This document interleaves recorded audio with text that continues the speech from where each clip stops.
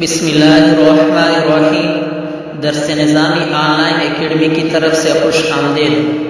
سب سے پہلے اس چینل کو سبسکرائب کیجیے اور اس ویڈیو کو لائک کیجیے اور بیل کی بٹن کو دبائیں تاکہ مزید ویڈیو حاصل کر سکے، اور اس ویڈیو کو زیادہ سے زیادہ شیئر کیجیے تاکہ اور لوگوں کو بھی فائدہ حاصل ہو سکے۔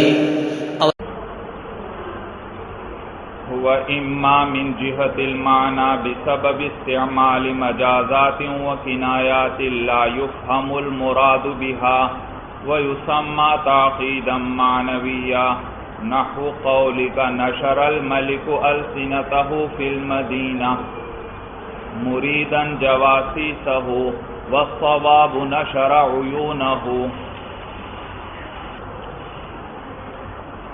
گزشتہ سبق میں ہم نے تعقید کے بارے میں پڑھنا شروع کیا تھا۔ آپ نے پڑھا تھا کہ تعقید یہ ہے کہ کلام کی دلالت اپنے معنی مراد پر خفی ہو، اس کے اندر خفا ہو گئی، یعنی کلام واضح طور پر معنی مراد پر دلالت نہ کر رہا ہو، تو یہ کیا ہے؟ تعقید ہے۔ اور میں نے آپ کو بتایا تھا کہ معنی دو قسم کا ہے، ایک معنی لغوی ہے اور ایک معنی مرادی ہے۔ معنی لغوی تو وہ تو ہر لفظ کا جو اپنا معنی ہے جس پر وہ دلالت کر رہا ہے، اس اعتبار سے جو کلام کا معنی بنتا ہو وہ معنی لغوی کہلاتا ہے۔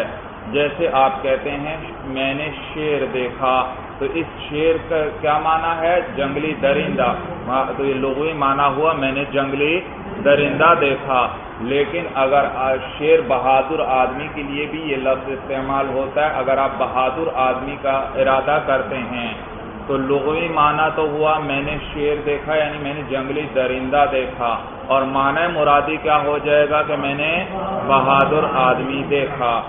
تو یہ ہے معنی مرادی۔ تو جب بھی کسی شخص کے سامنے کوئی کلام آتا ہے، کسی کلام کو وہ سنتا ہے یا کسی کتاب وغیرہ میں پڑھتا ہے، تو سب سے پہلے اس کلام کا لغوی معنی ذہن میں آتا ہے، اور پھر اس لغوی معنی سے ذہن منتقل ہوتا ہے معنی مراد کی طرف، جس کا اس کہنے والے نے ارادہ کیا ہوتا ہے اس کی طرف ذہن منتقل ہوتا ہے۔ تو کبھی کبھار ایسا ہوتا ہے کہ یہ جو ذہن کا انتقال ہے معنی لغوی سے معنی مرادی کی طرف، اس کے اندر کوئی خلل اور یہاں کوئی خلل اور خرابی ہوتی ہے، جس کی وجہ سے یہ انتقال نہیں ہوتا، ذہن منتقل نہیں ہوتا معنی مرادی کی طرف، اور وہ سمجھ میں نہیں آتا، یا منتقل تو ہوتا ہے ذہن لیکن اس میں بڑی آہستہ اور بڑی دیر سے منتقل ہوتا ہے، فوراً منتقل نہیں ہوتا۔ حالانکہ کسی کلام سے سنتے ہی فوراً ذہن کو کس کی طرح منتقل ہونا چاہیے؟ معنی۔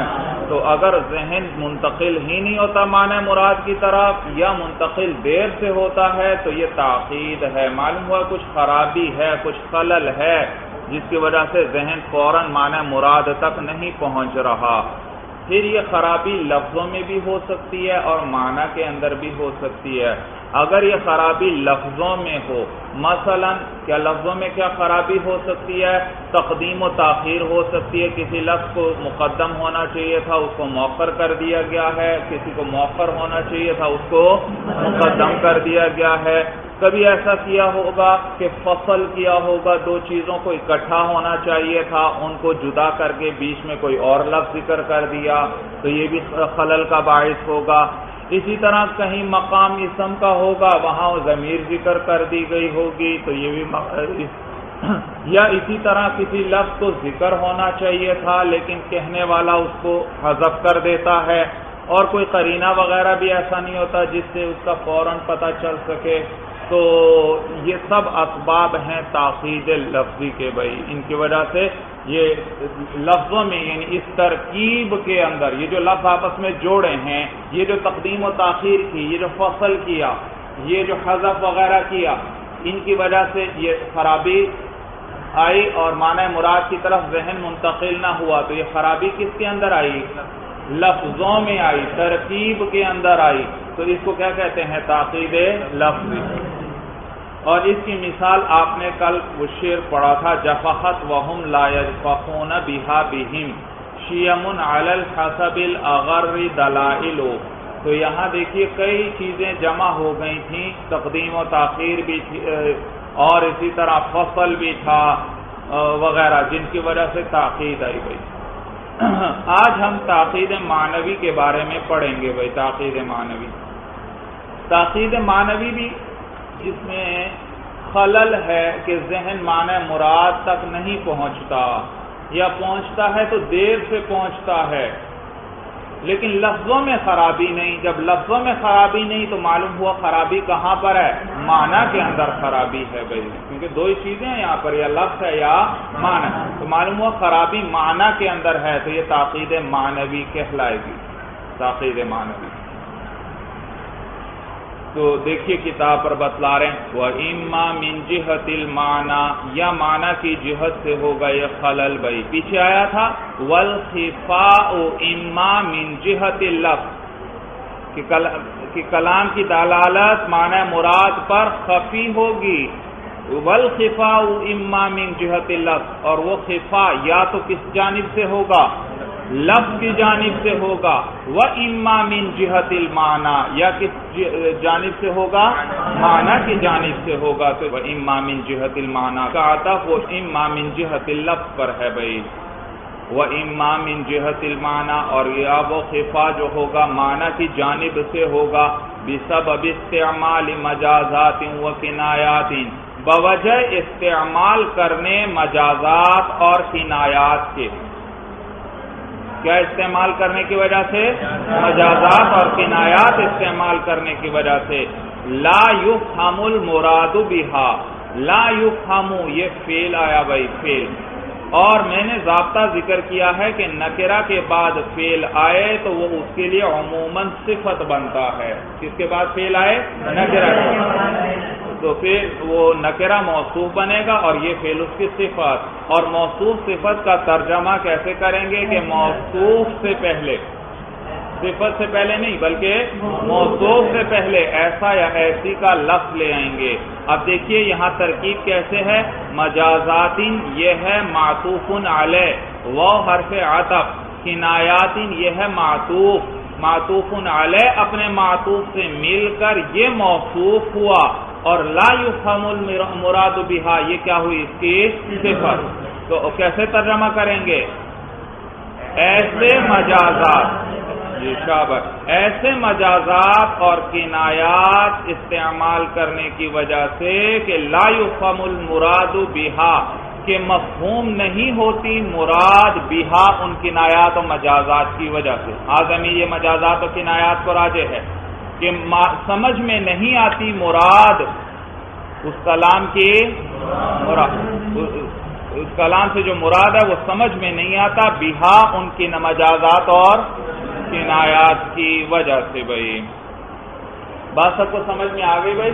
اب ترجمہ دیکھیے، کہتے ہیں وَإِمَّا مِن جِهَةِ الْمَعْنَى، اور وہ خفا جو ہے یا تو معنی کی جہت سے ہوگا، معنی کی جانب سے ہوگا، بسبب استعمال مجازات وکنایات لا یفہم المراد بہا، بوجہ استعمال کرنے ایسے مجازات اور کنایات کو کہ سمجھ میں نہیں آتی مراد ان کی وجہ سے، ان کے سبب سے ان کی مراد سمجھ میں نہیں آتی۔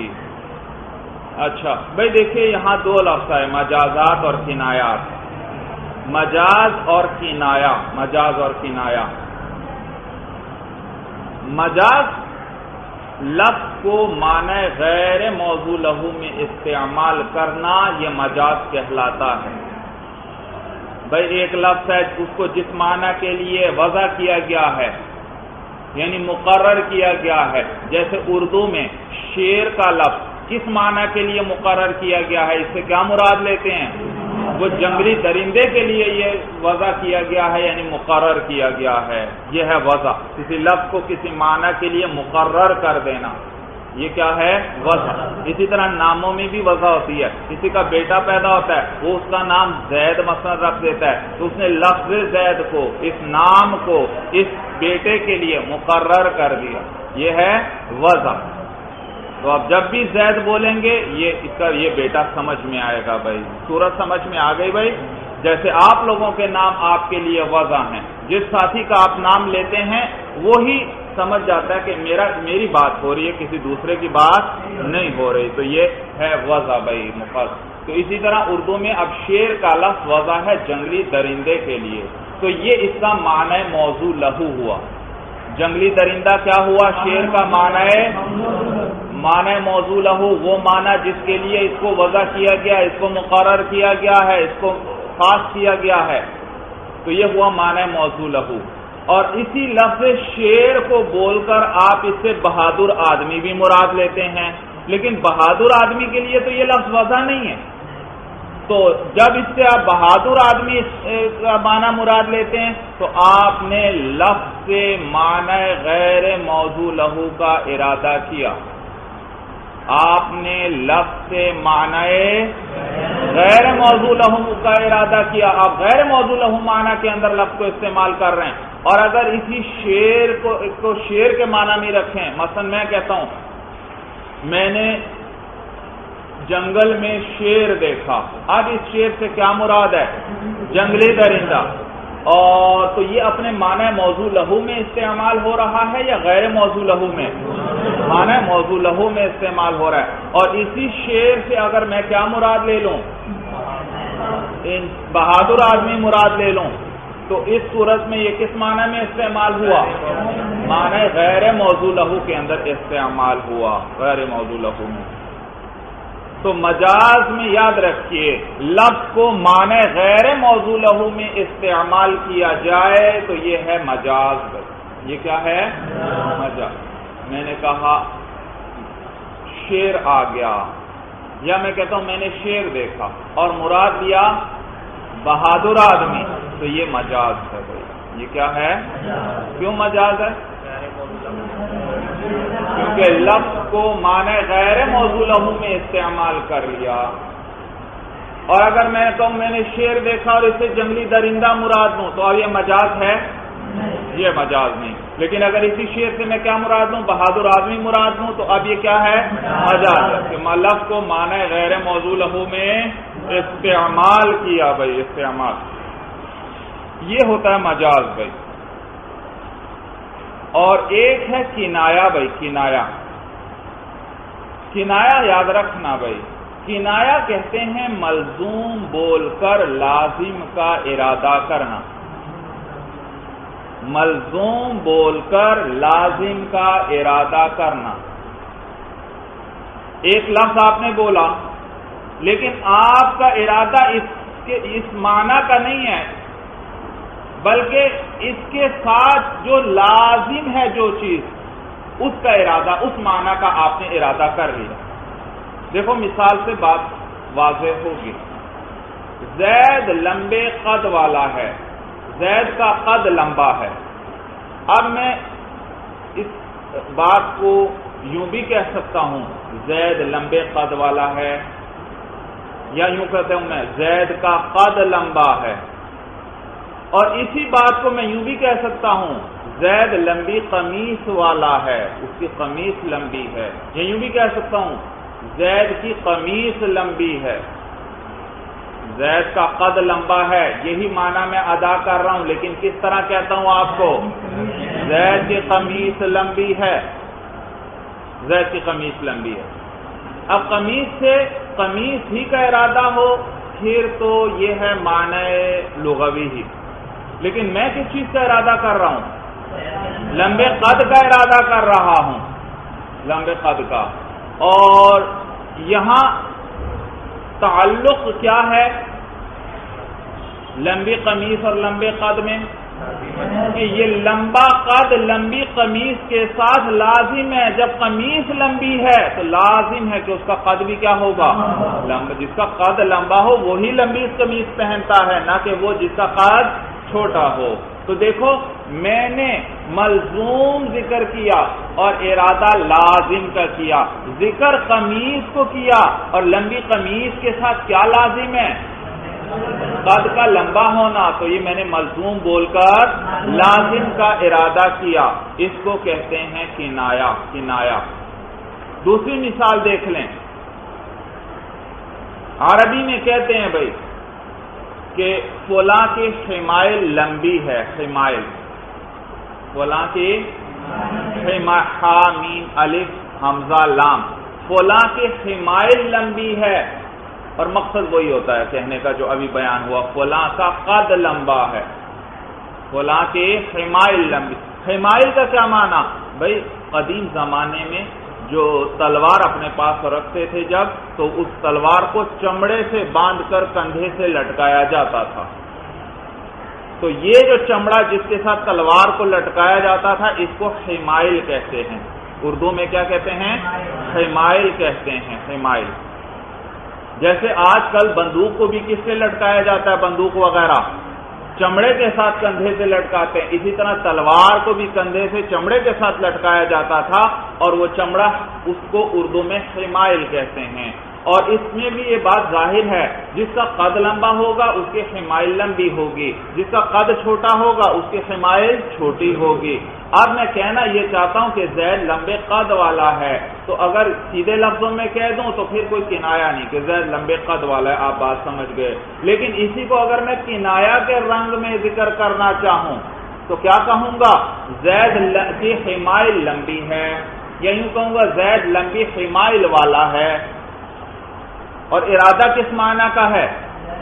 بھائی اگر حمائل ہی کا ارادہ کروں تو پھر کچھ کنایا نہیں ہے، لیکن میں حمائل کا ارادہ کیا ہے؟ لفظ کی حمائل کا بول رہا ہوں، لیکن حمائل کا ارادہ نہیں بلکہ کس چیز کا ارادہ ہے؟ لمبے قد کا، پھر کنایا بنے گا۔ تو لمبے حمائل کے ساتھ قد کا لمبا ہونا لازم ہے، تو ملزوم بول کر میں نے کس کا ارادہ کیا؟ لازم کا ارادہ کیا، ملزوم بول کر۔ آپ کہیں گے اس کا فائدہ کیا ہے؟ بھئی سیدھی سی بات یہ کر دو زید کا قد لمبا ہے، بجائے اس کے یہ کہو کہ زید کی حمائل لمبی ہے، فائدہ کیا ہوا؟ بھئی بہت فائدہ ہے بلاغت کے اعتبار سے، آپ دیکھیں بڑی، جب میں کہوں زید کا قد لمبا ہے، یہ تو سیدھی سی بات ہے، یہ تو ہر ایک کر دے گا، ہر ایک اسی طرح بات کرتا ہے۔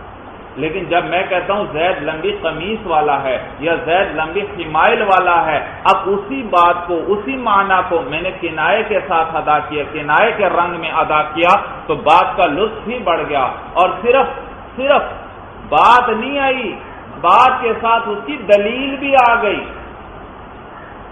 وہ معنی کے ساتھ ساتھ اس کی دلیل بھی آ گئی۔ اور ایک بات، ایک دعویٰ بغیر دلیل کے ہو اور ایک دعویٰ دلیل کے ساتھ ہو، کون سا مضبوط ہوگا؟ جو دعویٰ دلیل کے ساتھ ہو۔ جب میں نے کہا زید لمبے قد والا ہے تو یہ اس بات میں کوئی دلیل نہیں، لیکن جب میں نے کہا زید لمبی قمیص والا ہے اور ارادہ کس کا کیا؟ قد کا، تو بات ہوئی کہ زید کا قد لمبا ہے، اور ساتھ دلیل بھی آ گئی۔ کیا دلیل ہے؟ اس کی قمیص لمبی ہے بھائی، یا اس کی حمائل لمبی ہے، یہ دلیل ہے اس بات کی کہ اس کا قد، تو کنائے کے اندر دلیل بھی ساتھ آ جاتی ہے دعویٰ کے بھائی، تو بات کا لطف ہی بڑھ جاتا ہے بھائی۔ یہاں تک بات سمجھ میں آ گئی؟ تو مجاز کسے کہتے ہیں؟ لفظ کو معنی غیر موضوع لہو میں استعمال کرنا، یہ مجاز کہلاتا ہے۔ اور کنایا کسے کہتے ہیں؟ ملزوم بول کر لازم کا ارادہ کرنا۔ اب ہم دونوں میں فرق کیسے کریں گے؟ دونوں بالکل ایک جیسے ہیں۔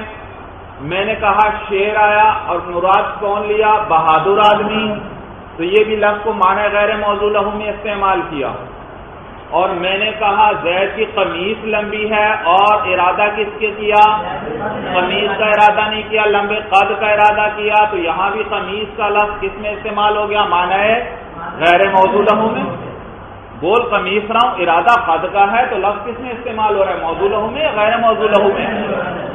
تو دونوں میں معنی غیر موضوع لہو مراد ہوتا ہے۔ پھر فرق کیسے کریں گے ہم دونوں میں؟ تو فرق یاد رکھنا بھائی، فرق یاد رکھنا۔ مجاز اور کنائے میں فرق یہ ہوتا ہے کہ مجاز کے اندر معنی موضوع لہو مراد لینا ٹھیک ہی نہیں ہوتا۔ مجاز میں اس کا ارادہ ٹھیک ہو ہی نہیں سکتا، وہ معنی موضوع لہو وہاں مراد ہو ہی نہیں سکتا۔ جیسے دیکھیے میں نے کیا مثال ذکر کی تھی مجاز کی۔ آپ کا ساتھی آیا کمرے کے اندر، آپ نے کہا شیر آ گیا ہے، کیا معنی؟ کس چیز کا ارادہ کیا؟ بہادر، کہ بہادر آدمی آ گیا، تو لفظ کس معنی میں استعمال ہوا؟ غیر موضوع لہو میں استعمال ہوا تو یہ کیا ہوا؟ مجاز ہوا. کیا ہوا؟ اور مجاز کا کنایے سے فرق میں نے کیا ذکر کیا کہ مجاز کے اندر معنی موضوع لہو کا ارادہ صحیح نہیں ہوتا. معنی موضوع لہو وہاں مراد ہو ہی نہیں سکتا. جیسے یہاں پر آپ دیکھیں یہ مجاز تھا، اب آپ اس سے معنی موضوع لہو کا ذرا ارادہ کریں. میں نے کہا تھا شیر آ گیا، کیا معنی آیا؟ کون آیا؟ معنی موضوع لہو. معنی موضوع لہو کا ارادہ کریں ذرا. جنگلی درندہ آ گیا ہے. بھائی جنگلی درندے والا یہاں معنی بنتا ہے. کون آیا کمرے میں؟ آپ کا ساتھی آیا ہے، انسان آیا ہے، جنگلی درندہ تو آیا ہی نہیں ہے. تو یہاں معنی موضوع لہو کا ارادہ درست بنتا ہی نہیں ہے. صورت سمجھ میں آ گئی بھائی؟ تو مجاز کے اندر معنی موضوع لہو کا ارادہ ہو ہی نہیں سکتا، وہ درست بنے گا ہی نہیں. جیسے میں نے مثال ذکر کر دی کہ شیر آیا سے اب بہادر آدمی ہی یہاں مراد آپ لے سکتے ہیں، جنگلی درندہ مراد نہیں لے سکتے، کیونکہ کون آیا ہے اصل میں؟ انسان آیا ہے. بہادر آدمی تو آیا ہے، جنگلی درندہ تو آیا ہی نہیں ہے یہاں پر، تو لہذا وہ معنی مراد ہی نہیں لے سکتے. جبکہ کنایا کے اندر معنی موضوع لہو کا ارادہ بھی درست ہوتا ہے. کنایے میں اس کا ارادہ بھی کیا جا سکتا ہے، وہ بھی درست بنے گا. جیسے میں نے کہا تھا زید لمبی قمیص والا ہے اور ارادہ کس معنی کا کیا؟ لمبے قد والا ہے. تو لمبے قد والے معنی کا ارادہ بھی صحیح اور حقیقی معنی یعنی معنی موضوع لہو کا ارادہ بھی صحیح. میرا ارادہ ہوتا ہے میں اسے کیا مراد لیتا ہوں؟ زید لمبی قمیص والا، میں قمیص سے قمیص ہی مراد لیتا ہوں. درست ہے بات یا غلط؟ ابھی بھی درست ہے. زید لمبی قمیص والا ہے، زید لمبے حمائل والا ہے، ابھی بھی بات درست ہے. تو چاہے لمبا قد مراد لیں، چاہے حمائل اور قمیص مراد لیں، ان لفظوں سے جو بھی مراد لے لیں گے معنی بات صحیح ہو جائے گی. فرق سمجھ میں آیا؟ کیا فرق ہوا مجاز اور کنایا میں؟ مجاز میں معنی موضوع لہو کا ارادہ صحیح نہیں ہوتا، جبکہ کنایہ میں معنی موضوع لہو کا ارادہ بھی صحیح ہوگا. بھائی صحیح ہوگا.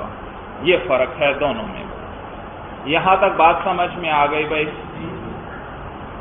تو کہتے ہیں وَإِمَّا مِن جِهَةِ الْمَعْنَى بِسَبَبِ اسْتِعْمَالِ مَجَازَاتٍ وَكِنَایَاتٍ لَا يُفْهَمُ الْمُرَادُ بِهَا، یا وہ خفا جو ہے وہ معنی کی جانب سے ہوگا بوجہ استعمال کرنے ایسے مجازات اور کنایات کو کہ لا یفہم المراد بہا، کہ سمجھ میں نہیں آتی مراد ان سے مراد ان کی جو مراد ہے وہ سمجھ نہیں آتی. تو یہ لا یفہم صفت ہوئی. تو یہ مجاز اور کنایا بھائی ان سے کلام میں بڑا حسن پیدا ہو جاتا ہے. ان کی وجہ سے کلام میں بڑا حسن پیدا ہو جاتا ہے مجازات اور کنایات سے. ایک بات ہے آپ سیدھے لفظوں میں کہیں، سیدھے لفظوں سے تو ہر ایک بات کرتا ہے، آپ اس کو لیے مجاز وغیرہ استعمال کرتے ہیں، آپ کنایات استعمال کرتے ہیں تو بات کا لطف ہی بہت زیادہ بڑھ جاتا ہے بھائی، بہت زیادہ. لیکن بعض اوقات مجاز اور کنایات ایسے استعمال کر لیے جاتے ہیں جن کی وجہ سے معنی مراد تک ذہن جلدی نہیں منتقل ہوتا یا سرے سے منتقل ہی نہیں ہوتا معنی مراد کی طرف. تو یہاں اس قسم کے مجازات اور کنایات ہیں، اسی لیے کہا ایسے مجازات اور کنایات لا یفہم المراد بہا، کہ ان کی وجہ سے مراد جو ہے وہ سمجھ میں نہیں آتی گئی. ایسے مجازات اور کنایات. صورت سمجھ میں آ رہی؟ میں نے کہا شعر آیا ہے، پہلے آپ کے ذہن میں معنی لغوی آیا اور پھر اس سے ذہن منتقل ہوا کس کی طرف؟ معنی مراد کی طرف. میں نے کہا زید لمبی حمائل والا ہے، آپ کے ذہن میں پہلے حمائل کا معنی موضوع لہو آیا لغوی معنی، اور پھر اس سے ذہن منتقل ہوا معنی مراد کی طرف گئی. تو یہاں بھی انتقال ہوگا بھائی، انتقال معنی مراد کی طرف.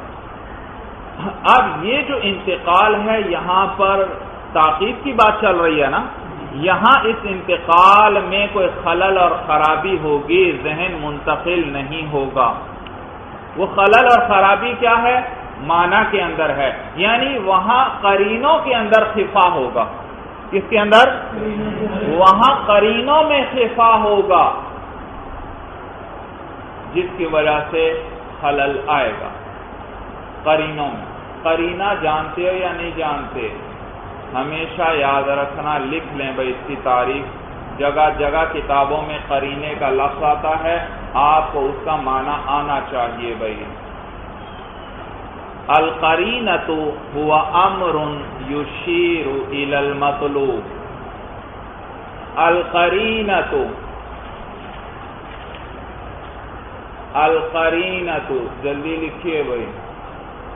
القرینۃ هو امر، هو امر یشیر، اشارہ یشیر کے معنی اشارہ کرنا، یشیر الی المطلوب، الی المطلوب بھائی،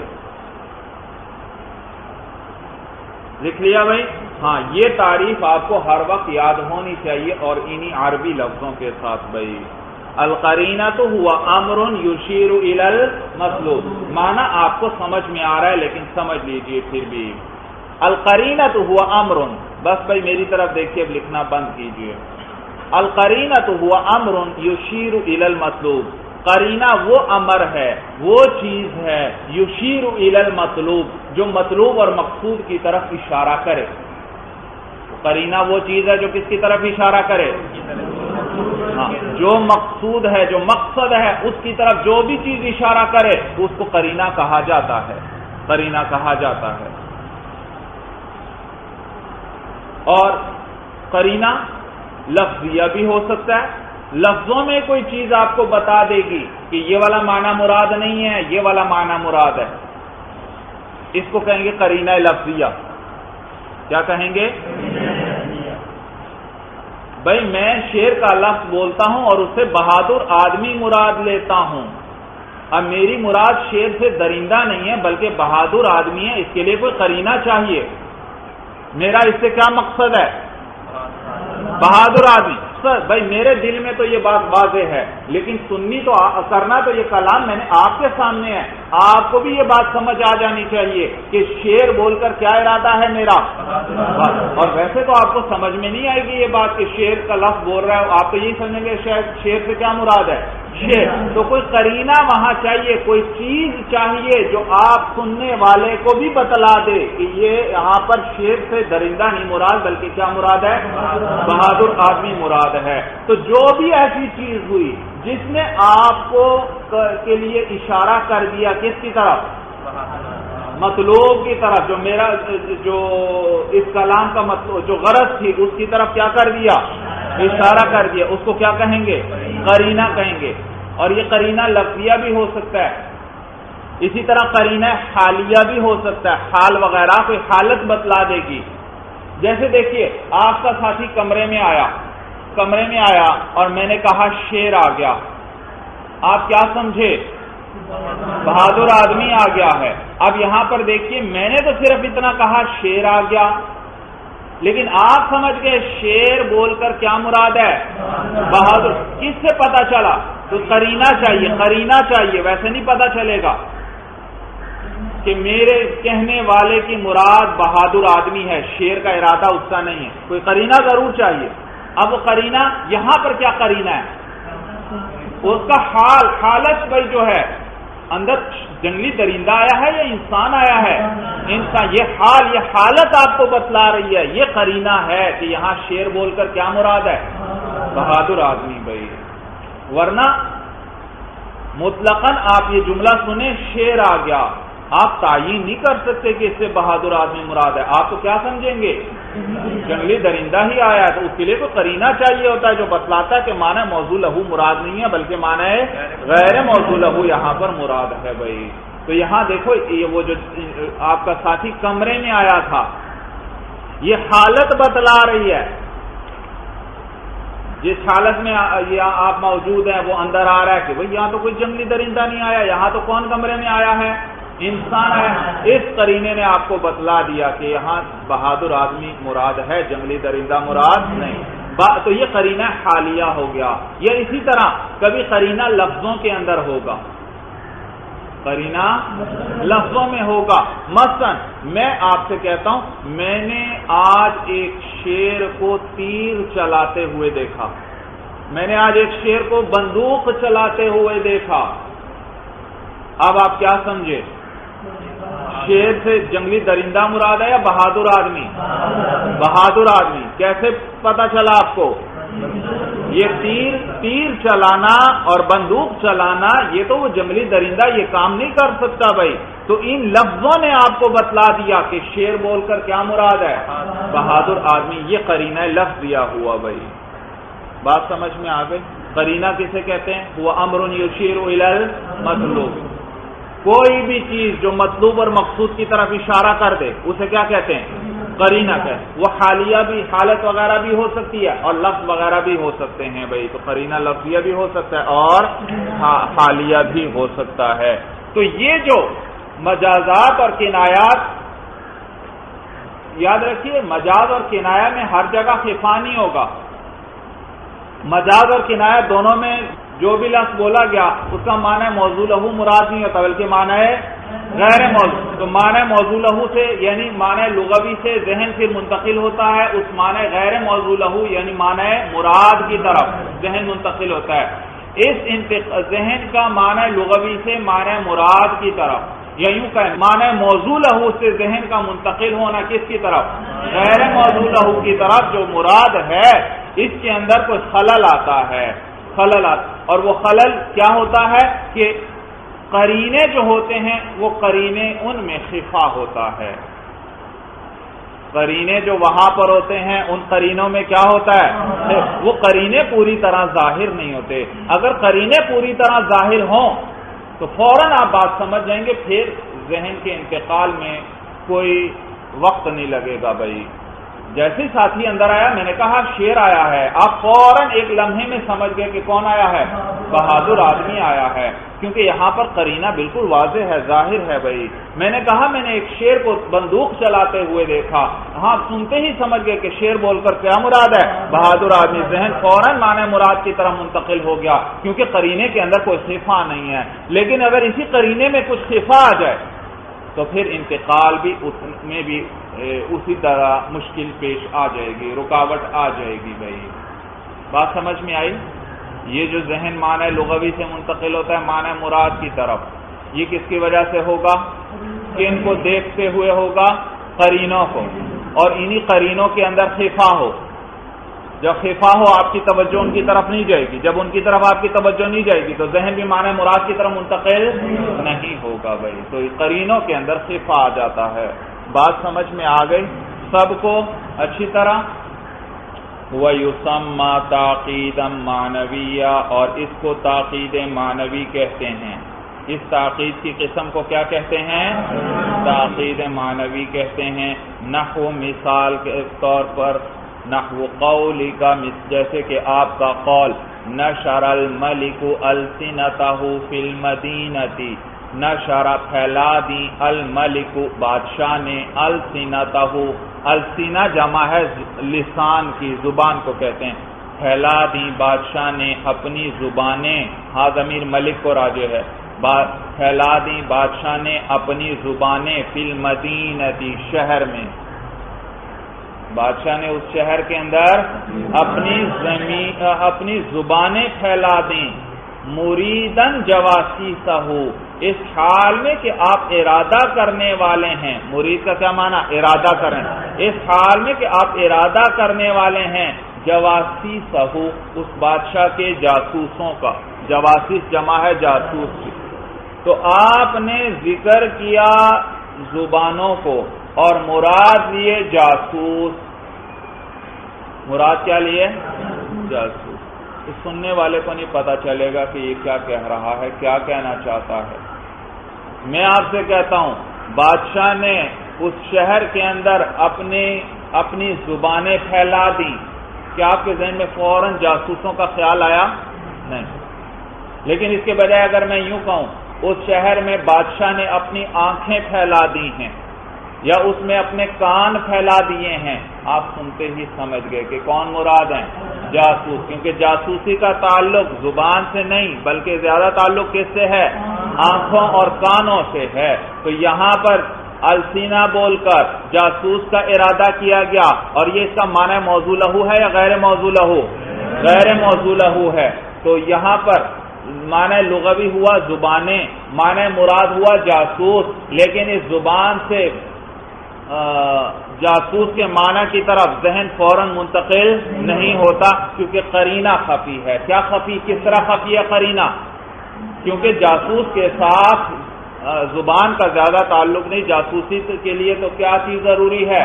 آنکھیں اور کان ضروری ہیں، تو ان کا زیادہ تعلق ہے۔ وہ لفظ ہوتا تو آپ فوراً سمجھ جاتے، لیکن زبانوں کا ایسا کوئی خاص تعلق نہیں ہے جاسوس کے ساتھ۔ بات سمجھ میں آ گئی بھائی؟ تو دیکھیے یہاں قرینہ خفی ہوا، اسی لیے کہتے ہیں وَالصَّوَابُ نَشَرَ عُیُونَهُ، درست ہے کہ نَشَرَ عُیُونَهُ، اس نے بادشاہ نے پھیلا دی عیونہ اپنی آنکھیں، یوں کہا جائے تو پھر صحیح ہے، اور ذہن فوراً کس کی طرف منتقل ہو جائے گا؟ جاسوسوں کی طرف منتقل ہو جائے گا۔ کنایا کے اندر آیا تھا کہ کنایا استعمال کرنے کا فائدہ ہے، بعد جو ہے دلیل ہو جاتی ہے، مجاز سے استعمال کرنے کا کیا فائدہ؟ مجاز سے کلام میں بڑا حسن آ جاتا ہے بھائی، بہت زیادہ کلام میں حسن آتا ہے۔ ایک بات سیدھے لفظوں میں کہنا، سیدھے لفظوں میں تو ہر ایک کر لے گا بھائی، لیکن اسی بات کو دوسرے رنگ میں کہنا کہ سننے والے کو اس کی لذت محسوس ہوتی ہے بھائی۔ اب آپ ایک سیدھی بات کرتے ہیں زید بہادر آدمی ہے، اور ایک آپ اس کے لیے